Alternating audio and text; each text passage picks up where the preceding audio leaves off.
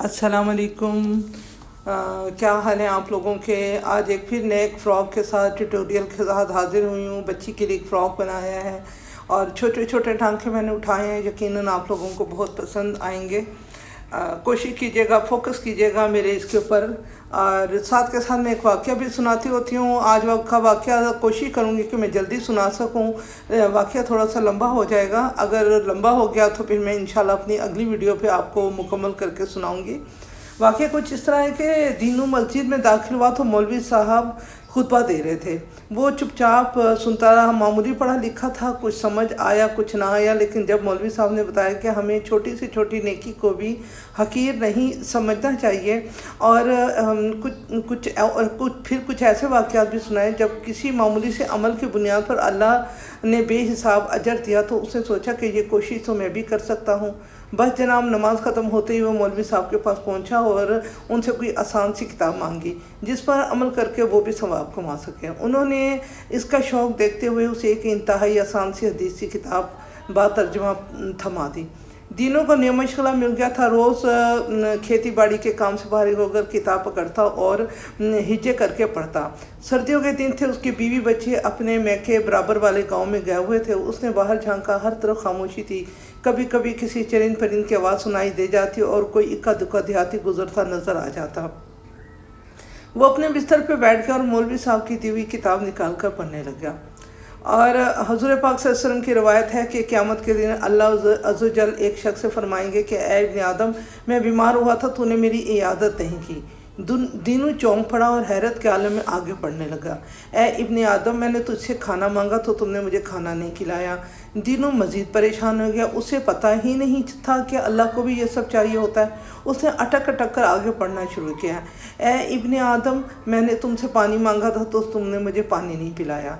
दीनू की आंखों से आंसू निकल आए। उसने किताब बंद कर दी। सबसे पहले तो उसने रो रो कर अल्लाह से अपनी लाइल्मी की माफ़ी मांगी और अल्लाह से इल्तिजा की कि वो इसे तौफीक दे के वो इसके घर पहुंच सके, या अल्लाह को जब ज़रूरत हो ख़ुद उसके घर आए, वो उसे खाना भी देगा और उसकी पूरी देखभाल भी करेगा।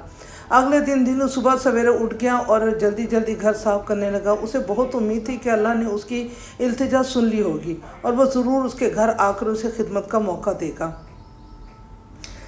फिर उसे किसी का खांसी की आवाज़ सुनाई दी। उसने जल्दी से दरवाज़ा खोलकर बाहर झांका, लेकिन बाहर तो रहमत चाचा खड़ा था।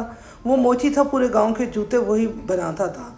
दीनू ने उससे अलैक्स करना चाहिए, मगर वो कुछ बुझा बुझा सा नज़र आ रहा था। तो उसने कहा कि तुम्हारी तबीयत ठीक नहीं लग रही। दीनू उसे घर के अंदर ले आया। बेचारा रहमत बुखार में फुनक रहा था। दीनू ने जल्दी से चाय बनाकर पिला दी और उससे इलाज के बारे में पूछा। उसने कहा कि छोड़ो, बस ऐसे ही कैसे, बस में ठीक है, चल रहा है। दीनू को थोड़ा सा अंदाज़ा हुआ कि चाचा के पास शायद पैसे नहीं। वो अंदर गया और थोड़ी सी रकम उसे ज़बरदस्ती पकड़ा दी कि अपना इलाज करवा देना और अगर ज़रूरत हो तो मुझसे और भी मांग लेना। दोपहर हो चुकी थी। दीनू ने जल्दी जल्दी खाने की तैयारी शुरू की। उसे खाने की मिकदार ज़्यादा रखनी थी ताकि जब अल्लाह आए तो खाना काफ़ी हो जाए। वो बार बार बाहर झांकता वो तकरीबन मायूस हो चुका था। उसे करीम नज़र आया जो सुबह से शाम तक मजदूरी करता था। करीम ने उसे बताया कि इसे कई दिन से मजदूरी नहीं मिली, घर में इसके बच्चे भूखे हैं और वो आज भी मायूस घर जा रहे हैं। दीनों को यह सब कुछ सुनकर बहुत सख्त अफसोस हुआ और उसने कुछ राशन और कुछ खाने पीने का पार्सल बनाकर उसे थमा दिया।